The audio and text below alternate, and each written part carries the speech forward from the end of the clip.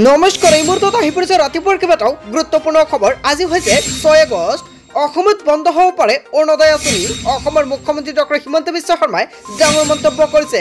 লগতে লাখ লাখ মহিলাৰ বেংক একাউণ্টত চৰকাৰে সোমাই দিব 4,000 কোটি টকা। আপুনিও পাব পাৰে। কেইবাটাও ডাঙৰ মন্তব্য মুকলি আহিছে।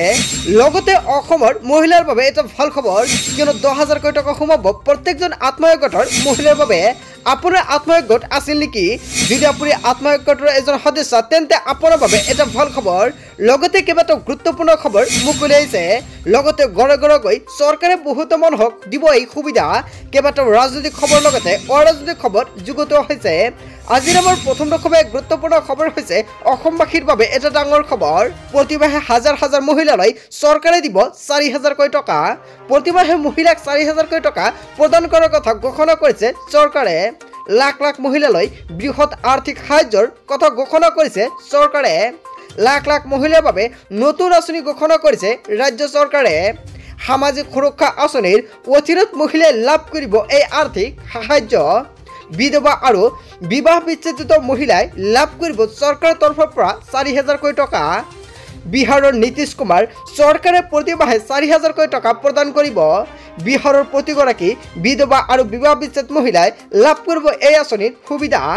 লগতে পিতৃ আৰু মাতৃক হেৰুৱা সন্তানেও লাভ কৰিব চৰকাৰৰ এই 4,000 কোটি টকা। প্ৰতিমাহে মহিলাক 4,000 কোটি টকা দিয়াৰ সম্পূৰ্ণকৈ ঘোষণা কৰিছে চৰকাৰখনে। চ' বন্ধু বান্ধৱীসকল, আচলতে বিহাৰৰ চৰকাৰে যিখন নতুন পন্থা হাতত লৈছে, ইয়াৰ বিষয়ত জনতাই কি ক'ব আপোনাৰ মন্তব্যটো নিশ্চয় কমেণ্ট বক্সত জনাব। তাৰপিছত অসমবাসী ৰাইজক জনাইছোঁ আমাৰ 2 নম্বৰটো খুবেই গুৰুত্বপূৰ্ণ খবৰ। লগতে এটা ডাঙৰ খবৰ, কাইলৈৰ পৰা বন্ধ হ'ব অৰুণোদয় আঁচনি। কেইবাটাও গুৰুত্বপূৰ্ণ মন্তব্য কৰিছে অসমৰ মুখ্যমন্ত্ৰী ডক্টৰ হিমন্ত বিশ্ব শৰ্মাই। কংগ্ৰেছে প্ৰস্তাৱ আনিলেই অৰুণোদয় বন্ধ কৰি দিম বুলি মন্তব্য কৰিছে অসমৰ মুখ্যমন্ত্ৰীগৰাকীয়ে। অৰুণোদয় আঁচনিক লৈ কংগ্ৰেছে কৰি আহিছে প্ৰতিবাদ। এদিন অৰুণোদয় আঁচনি বন্ধ হ'লে মানুহৰ মাজত প্ৰতিবাদ হ'ব। 10 তাৰিখে অৰুণোদয় নাপালেই হিতাধিকাৰীৰ মাজত হাহাকাৰ লাগি যাব। অৰুণোদয় আঁচনি এখন প্ৰভাৱশালী হিতাধিকাৰীৰ আঁচনি।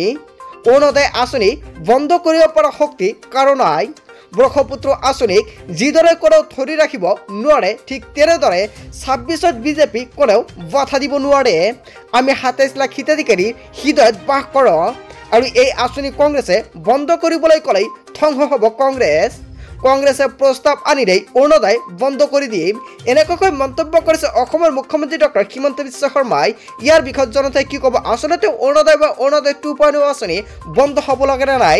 আপোনাৰ মন্তব্যটো কি? আপোনাৰ মন্তব্যটো নিশ্চয় কমেণ্ট বক্সত জনাব।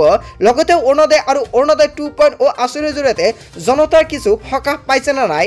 আপোনাৰ মন্তব্যটো নিশ্চয় জনাব। তাৰপিছত অসমবাসী ৰাইজক জনাইছোঁ আমাৰ 3 নম্বৰটো খুবেই গুৰুত্বপূৰ্ণ খবৰ। লগতে এটা ডাঙৰ খবৰ, প্ৰতিটো সমষ্টিত নতুনকৈ 15,000 পৰিয়ালে পাব অৰুণোদয় আঁচনি। গঠন হ'ব বিশেষ কমিটি। কেইবাটাও গুৰুত্বপূৰ্ণ মন্তব্য কৰিছে অসমৰ মুখ্যমন্ত্ৰী ডক্টৰ হিমন্ত বিশ্ব শৰ্মাই। নতুনকৈ অৰুণোদয় আঁচনিৰ বাবে আবেদন কৰা সকলে সুখবৰ। আপুনি অৰুণোদয় 3.0 আঁচনি আবেদন কৰিছিল নেকি? যদি আপুনি 3.0 অৰুণোদয় আঁচনি আবেদন কৰিছিল, তেন্তে আপোনাৰ বাবে এটা ভাল খবৰ, কিয়নো আপুনিও পাব অহা মাহৰ পৰা টকা 1,250 টকাকৈ আপুনি লাভ কৰিব অৰুণোদয় 3.0 আঁচনিৰ। যিসকল ব্যক্তি অৰুণোদয় 3.0 আঁচনি আবেদন কৰিছে, সেইসকল ব্যক্তিৰ বাবে এটা ভাল খবৰ। 1 ছেপ্টেম্বৰৰ পৰা নতুনকৈ হাজাৰ হাজাৰ অৰুণোদয় হিতাধিকাৰী নিৰ্বাচিত হ'ব। অৰুণোদয়ৰ যোগ্য হিতাধিকাৰী নিৰ্বাচনৰ বাবে গঠন কৰা হ'ব বিশেষ কমিটি। প্ৰতিটো ভোট কেন্দ্ৰত গঠন কৰা হ'ব 3জনীয়া কমিটি। 15 দিনৰ ভিতৰত প্ৰতিটো ভোট কেন্দ্ৰত নিযুক্তি কৰা হ'ব 3জনীয়া কমিটি আৰু প্ৰতিটো বুথৰ বিপৰীতে যোগ্য হিতাধিকাৰী নিৰ্বাচন কৰা হ'ব। 31 আগষ্টৰ ভিতৰতে প্ৰতিটো ভোট কেন্দ্ৰত গঠন কৰা হ'ব 3জনীয়া কমিটি। 1 ছেপ্টেম্বৰৰ পৰাই প্ৰপত্ৰ লাভ কৰিব হিতাধিকাৰীসকলে। অৰুণোদয় আঁচনিৰ বাবে নতুনকৈ প্ৰপত্ৰ পূৰণ কৰা সকলে লাভ কৰিব অৰুণোদয় আঁচনি। প্ৰতিটো সমষ্টিত নতুনকৈ প্ৰায় 15,000 পৰিয়ালে লাভ কৰিব অৰুণোদয় আঁচনি। আপুনি নতুনকৈ অৰুণোদয় 3.0 আবেদন কৰিছিল নেকি? ইলেকশ্যনৰ সময়তে যিসকল ব্যক্তিয়ে অৰুণোদয় ফৰ্মটো ফিল আপ কৰিছিলে, সকলোকে চৰকাৰে প্ৰদান কৰিব অৰুণোদয় আঁচনি।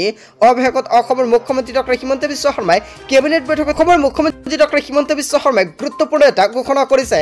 তাৰপিছত অসমবাসী ৰাইজক জনাইছোঁ আমাৰ 4 নম্বৰটো খুবেই গুৰুত্বপূৰ্ণ খবৰ। লগতে এটা ডাঙৰ খবৰ, ঘৰতে কি কি বস্তু থাকিলে নাপাব ৰেচন কাৰ্ড। আপুনি ৰেচন কাৰ্ড আবেদন কৰিছে নেকি? যদি ৰেচন কাৰ্ড আবেদন কৰিছে, তেন্তে আপোনাৰ বাবে এটা বেয়া খবৰ, কিয়নো চৰকাৰে কেইবাটাও নিয়ম বান্ধি দিছে। কোন ব্যক্তিয়ে আবেদন কৰাৰ পিছতো ৰেচন কাৰ্ড নাপাব। যদি আপুনি 3 আগষ্টৰ পূৰ্বে ৰেচন কাৰ্ডৰ বাবে যিসকল ব্যক্তিয়ে আবেদন কৰিছে সেইসকল ব্যক্তিৰ বাবে এটা বেয়া খবৰ। কোনে ৰেচন কাৰ্ডৰ বাবে আবেদন কৰিব পাৰিব সম্পূৰ্ণকৈ জানি লওক। লগতে যদি আপুনি ৰেচন কাৰ্ডটো আবেদনো কৰিছে তথাপিও আপুনি ৰেচন কাৰ্ড নাপায়, ঘৰত কি বস্তু থাকিলে আবেদন কৰি নাপাব ৰেচন কাৰ্ড। ৰেচন কাৰ্ড লাভৰ বাবে নিৰ্দিষ্ট যোগ্যতাৰ মাপকাঠি নিৰ্ধাৰণ কৰি দিছে চৰকাৰে।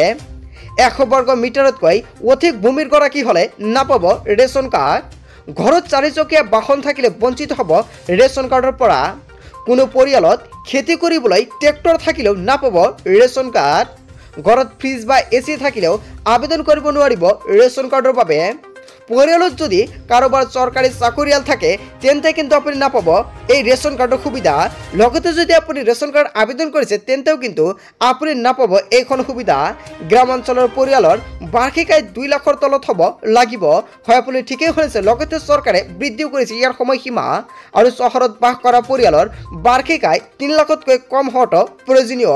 আৰু 4 লাখ টকাৰ অধিক হ'লে কিন্তু আপুনি একেবাৰে অৰুণোদয় লগতে আপুনি ৰেচন কাৰ্ড নাপাব। আৰু বাৰ্ষিক আয় নিৰ্ধাৰিত সীমাতকৈ যদি বেছি হয় বঞ্চিত হ'ব ৰেচন কাৰ্ডৰ পৰা। বছৰি আয়ৰ দাখিল কৰা সকলে অযোগ্য হ'ব ৰেচন কাৰ্ডৰ বাবে। কাৰোবাৰ অনুজ্ঞাপত্ৰ থকা অস্ত্ৰ থাকিলে নাপাব ৰেচন কাৰ্ড। প্ৰবঞ্চনাৰে ৰেচন কাৰ্ড লাভ কৰা লোকক চিনাক্ত কৰিছে ভাৰত চৰকাৰে। লগতে যোগ্যতাৰ মাপকাঠি পূৰণ নোহোৱাকৈ ৰেচনৰ সুবিধা লোৱাটো অপৰাধ। আৰু তেনে ক্ষেত্ৰত খাদ্য বিভাগৰ কাৰ্যালয়ত গৈ নিজে জমা দিয়ক ৰেচন কাৰ্ড। আৰু কোনে ৰেচন কাৰ্ডৰ বাবে আবেদন কৰিব পাৰিব। লগতে কোনে ৰেচন কাৰ্ডৰ বাবে আবেদন কৰাৰ পিছতো ৰেচন কাৰ্ড নাপাব, সেয়া চৰকাৰে সম্পূৰ্ণকৈ কেইবাটাও নিৰ্দিষ্ট নিয়ম সম্পূৰ্ণকৈ উল্লেখ কৰিছে। চ' বন্ধু বান্ধৱীসকল, আপোনালোকে নিশ্চয় সম্পূৰ্ণকৈ জানিলে। লগতে আপোনালোকে ভিডিঅ'টো সম্পূৰ্ণকৈ বেছিকৈ শ্বেয়াৰ কৰি দিব যাতে সকলোৱে গম পায় কোন ব্যক্তিসকলে ৰেচন কাৰ্ড আবেদন কৰিলেও ৰেচন কাৰ্ড নাপাব। তাৰপিছত অসমবাসী ৰাইজক জনাইছোঁ আমাৰ 5 নম্বৰটো খুব গুৰুত্বপূৰ্ণ খবৰ। লগতে ডাঙৰ খবৰ, 31 ডিচেম্বৰলৈকে PMAY আঁচনিৰ বৈধতা। চৰকাৰী ঘৰ লাভ কৰিবলৈ কেনেকৈ কৰিব আবেদন। যদি আপুনি চৰকাৰী ঘৰৰ বাবে আবেদন কৰা নাই তেনে ক্ষেত্ৰত 31 ডিচেম্বৰৰ আগতে চৰকাৰী ঘৰৰ বাবে আবেদন কৰক, কিয়নো এতিয়া কিন্তু আবেদন প্ৰক্ৰিয়া আৰম্ভ হৈ গৈছে। লগতে যিসকল ব্যক্তিৰ আগৰ তালিকাৰ পৰা নামটো বাদ পৰিছিলে সেইসকল ব্যক্তিক নতুনকৈ অন্তৰ্ভুক্ত কৰা হৈছে তালিকাত। এতিয়া চেক কৰি লৈ লওক আকৌ 2024 বৰ্ষৰ তালিকাত আপোনাৰ নামটো অন্তৰ্ভুক্ত হৈছে না নাই। আপুনি কেনেকৈ চেক কৰিব সবিশেষ জানিব পাৰিব ভিডিঅ'টোৰ জৰিয়তে। চৰকাৰী ঘৰৰ বৈধতা 31 ডিচেম্বৰলৈ বৃদ্ধি কৰা হৈছে। চৰকাৰী ঘৰ লাভ নকৰা লোকৰ বাবে এটা ভাল খবৰ। পূৰ্বে চৰকাৰী ঘৰ লাভ নকৰা পৰিয়ালে লাভ কৰিব চৰকাৰী ঘৰ। অসমৰ 1,30,000 লোকক দিয়া হ'ব পকী ঘৰ। ধনৰ পৰিমাণ 2,60,000লৈকে বৃদ্ধি পোৱাৰ সম্ভাৱনা। হয়, আপুনি ঠিকেই শুনিছে। 2024 বৰ্ষৰ বাজেট মুকলি কৰিছে আৰু অতি শীঘ্ৰেই চৰকাৰী ঘৰৰ কামসমূহ আৰম্ভ কৰিব চৰকাৰে। PMAY.mis.gov.in অথবা PMAY.nic.in ৱেবছাইটত গৈ কৰিব পাৰিব চৰকাৰী ঘৰৰ বাবে আবেদন। আপোনাৰ বেংক একাউণ্ট লগতে আধাৰ কাৰ্ড থাকিলে আপুনি আবেদন কৰিব পাৰিব। লগতে ঘৰ লাভ নকৰাসকলে অনলাইন বা অফলাইন দুয়োটা পদ্ধতিতে কৰিব পাৰিব চৰকাৰী ঘৰৰ বাবে আবেদন। কি নথিপত্ৰ লাগিব আবেদন কৰাৰ সময়ত সম্পূৰ্ণকৈ জানি লওক। হিতাধিকাৰী বেংক একাউণ্ট থাকিব লাগিব, Aadhaar card, PAN card, voter card থাকিব লাগিব, জাতিগত প্ৰমাণপত্ৰ, এক্টিভ মোবাইল নম্বৰ, আয়ৰ প্ৰমাণপত্ৰ আৰু এখন ৰঙীন ফটো লাগিব। বেংকৰ একাউণ্টত পোনপটীয়াকৈ ধন প্ৰদান কৰিব চৰকাৰে। আধাৰ কাৰ্ড নাথাকিলে কৰিব নোৱাৰিব ঘৰৰ বাবে আবেদন। পূৰ্বে তালিকাৰ পৰা বাদ পৰা সকলোৱে এইবাৰ লাভ কৰিব চৰকাৰী ঘৰ। 2 কোটি ঘৰৰ অসমে লাভ কৰিব 1,30,000 ঘৰ।